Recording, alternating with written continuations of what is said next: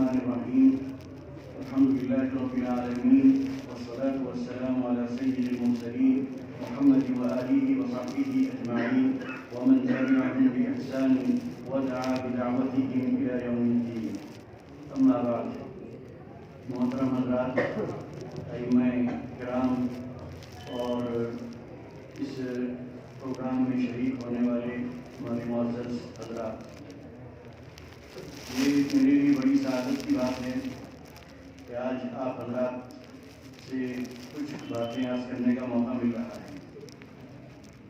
آپ میں سے بڑی تعداد ان حضرات کی ہے جو امامت سے تعلق رکھتے ہیں، مساجد سے تعلق رکھتے ہیں.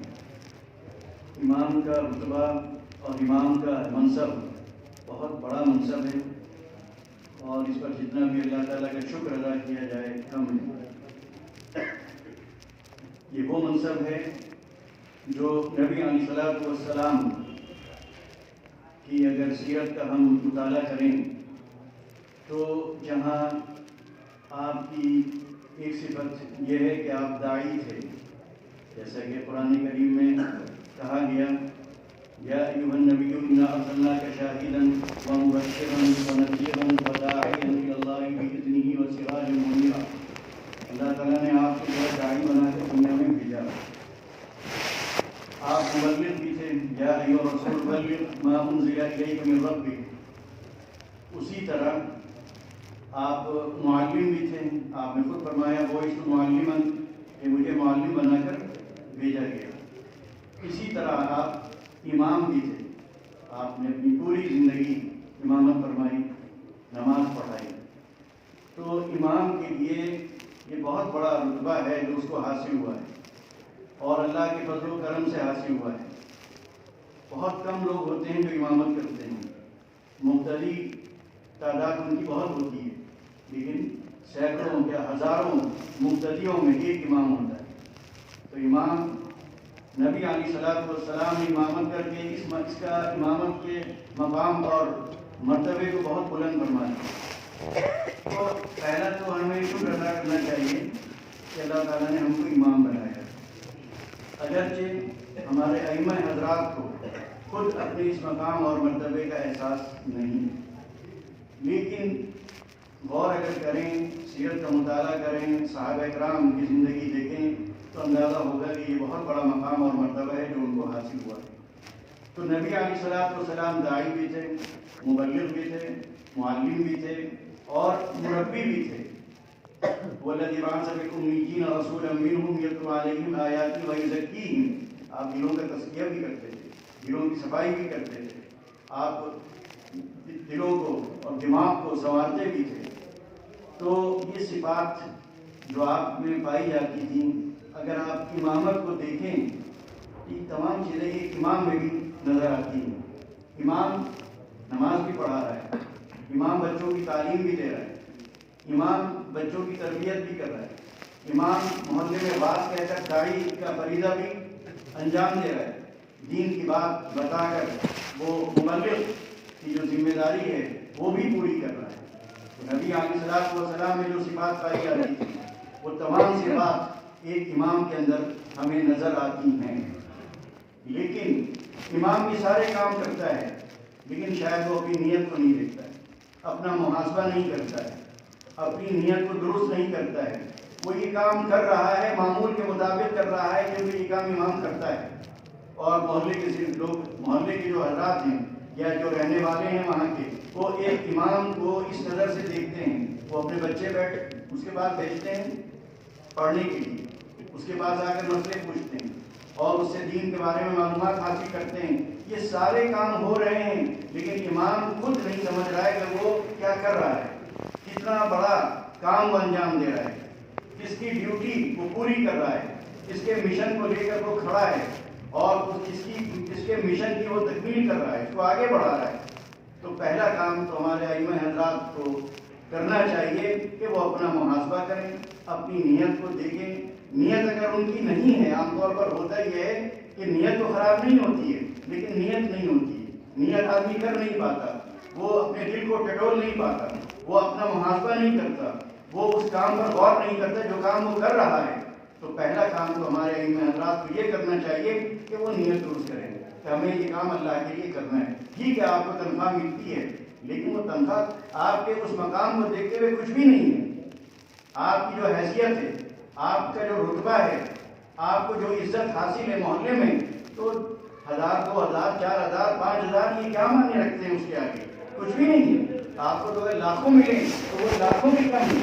آپ جو دے رہے ہیں، جو کام کر رہے ہیں، جو مشن آپ کے ذمے ہے، جو فریضہ آپ انجام دے رہے ہیں، جو خدمت آپ انجام دے رہے ہیں، آپ سوچیے آپ اللہ کے گھر کی خدمت کر رہے ہیں، تو اس کی کوئی قیمت نہیں ہو سکتی، اس کا کوئی معاوضہ نہیں ہو سکتا ہے، چاہے وہ لاکھوں میں کیوں نہ ملے۔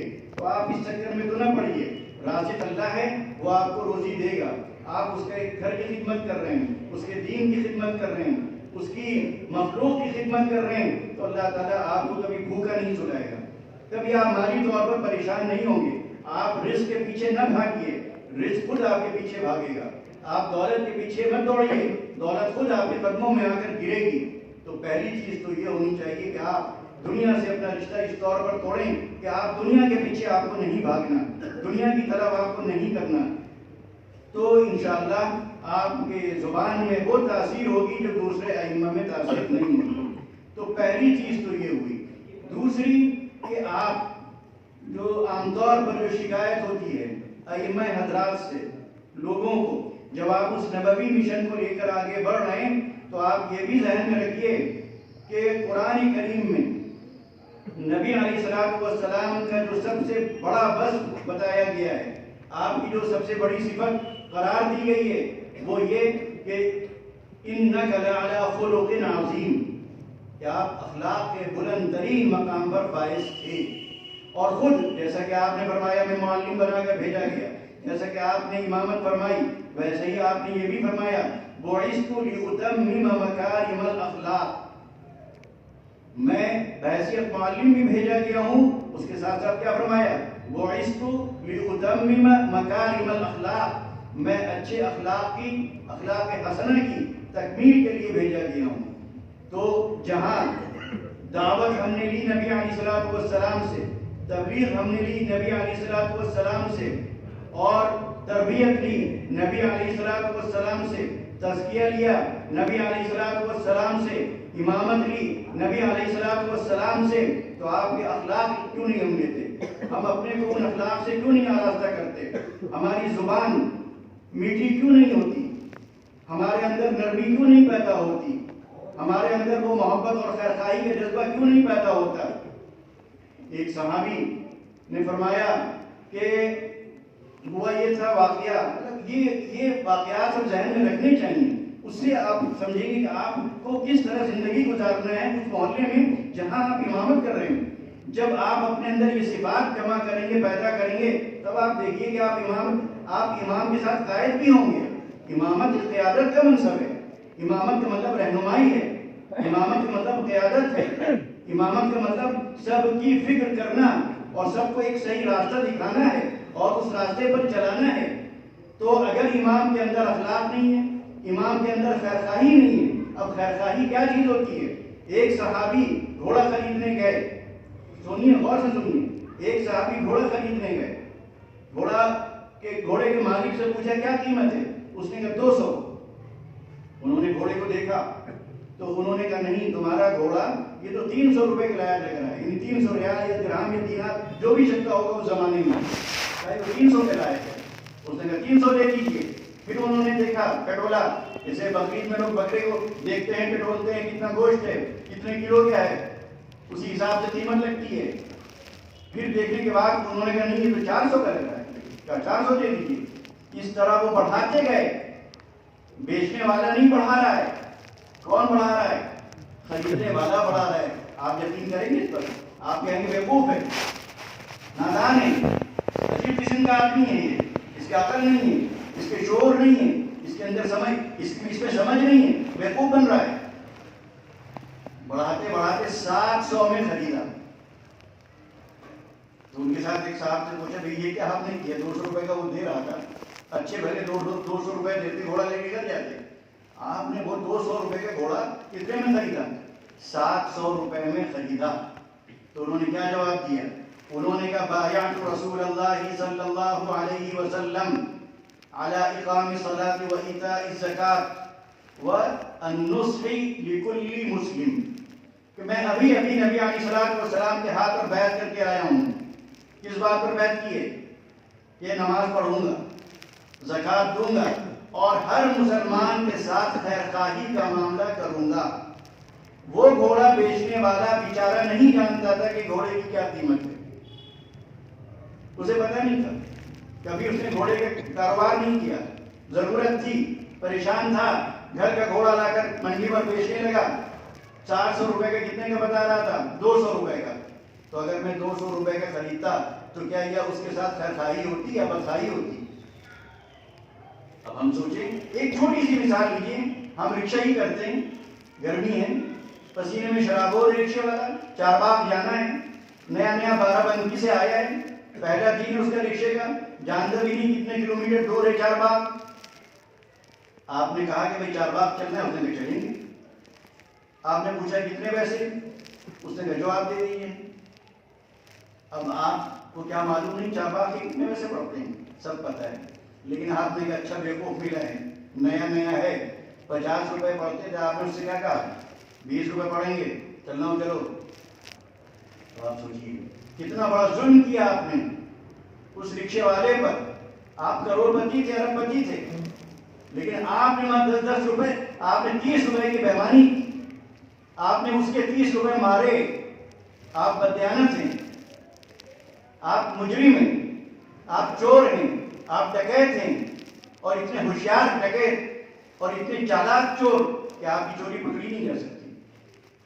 تو آپ کیا یہ سمجھ رہے ہیں کہ وہ آپ نے اس کے 30 روپے مار کر 20 روپے میں چارباغ جا کر آپ بہت چالاک ہو گئے، بہت ہوشیار ہو گئے؟ آگے آپ کو مرنا بھی، مرنے کے بعد اس کو بھی مرنا ہے. وہاں سامنا ہوگا، وہاں حساب و کتاب ہوگا، وہاں وہ 30 روپے آپ کو نیکیوں کی شکل میں دینے پڑیں گے. تب آپ کو پتہ چلے گا کہ آپ نے کتنی بڑی چالاکی کی تھی. وہ چالاکی تھی یا بیوقوفی تھی یا نادانی تھی یا جہالت تھی، کیا تھا؟ اس کا اندازہ وہاں پر آدمی کو ہوگا. تو یہ باتیں وقت ہے نہیں، لیکن یہ باتیں اس لیے ہیں کہ ایک امام کو تمام چیزیں اپنے اندر پیدا کرنی چاہیے. تب انشاءاللہ وہ پورا محلہ اس سے متاثر ہوگا، پورے محلے کی وہ قیادت کرے گا، پورا محلہ اس کی عزت کرے گا. جو بات وہ دین کی بتائے گا پورا محلہ تسلیم کرے گا. کیونکہ جب آپ میں دیکھے گا عمل، جب آپ میں دیکھے گا وہ بات جو آپ کہہ رہے ہیں وہ آپ کر بھی رہے ہیں.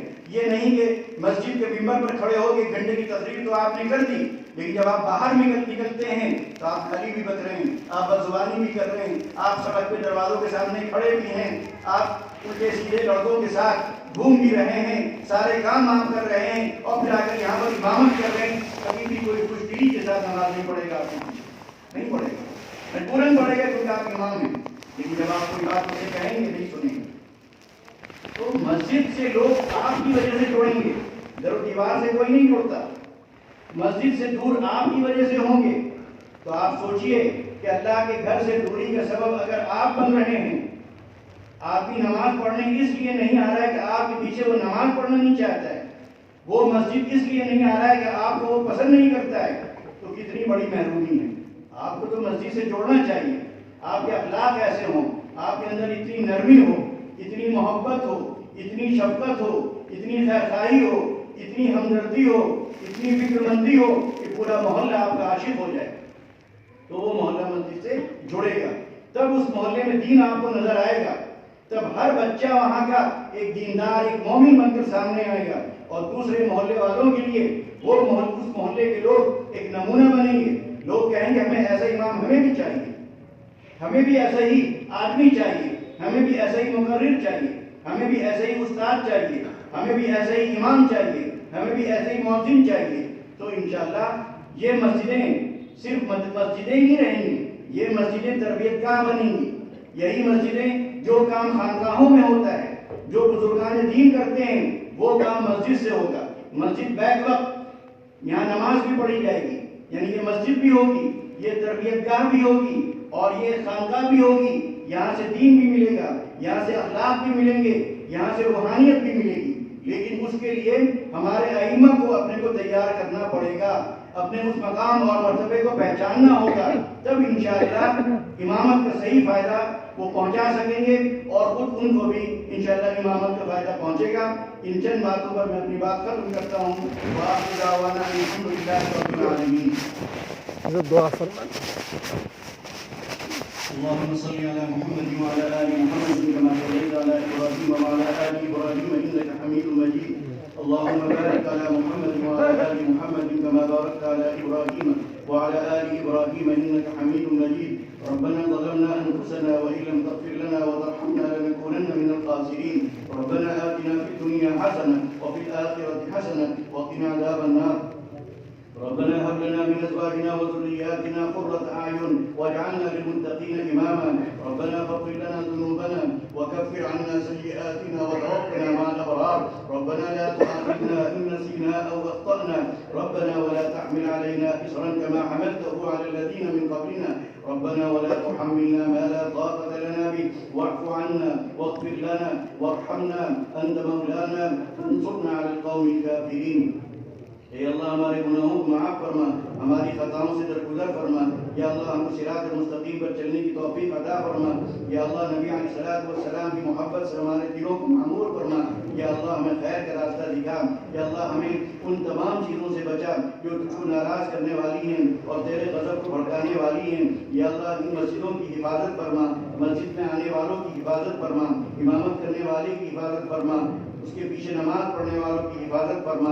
یا اللہ اس مسجدوں تمام مسجدوں کو آباد رکھ۔ یا اللہ مقتدیوں کی تعداد بڑھتی جائے یا اللہ، اور وہ یہاں آ کر دین مسجد سے جڑیں، دین سے جڑیں اور تیرا تقرب ان کو حاصل ہو۔ یا اللہ ان کی عزت و آبرو محفوظ رہے، ان کا کاروبار محفوظ رہے۔ یا اللہ ان کو حسد سے بچا، حسد کرنے والوں سے بچا، شر پسندوں سے شر سے بچا، بدخواہوں کی بدخواہی سے بچا، فتنہ پروروں کی فتنہ پروری سے بچا۔ یا اللہ اس وقت جو ملک کے حالات چل رہے ہیں یا اللہ اس میں ہمیں ثابت قدمی پیدا فرما، ہمیں ہمت دے، ہمیں حوصلہ دے، صبر اور استقامت دے۔ یا اللہ ہمارے قدم ڈگمگائیں نہیں، یا اللہ ہمیں پریشانی کا سامنا نہ کرنا پڑے۔ یا اللہ ہماری ہمتیں نہ ٹوٹیں۔ یا اللہ جو بھی دشمنوں کے ارادے ہیں، جو بھی ان کے عزائم ہیں، یا اللہ جو بھی ان کے منصوبے ہیں، یا اللہ ان کو ناکام بنا دے اور ہمارے ساتھ خیر کا معاملہ، فضل کا معاملہ، کرم کا معاملہ فرما اور ہماری تمام دعاؤں کو ہم سب کے حق میں قبول فرما۔ ربنا تقبل منا انك انت السميع العليم وتب علينا انك انت التواب الرحيم وصلى الله تعالى على خير خلقه محمد واله وصحبه اجمعين برحمتك يا ارحم الراحمين۔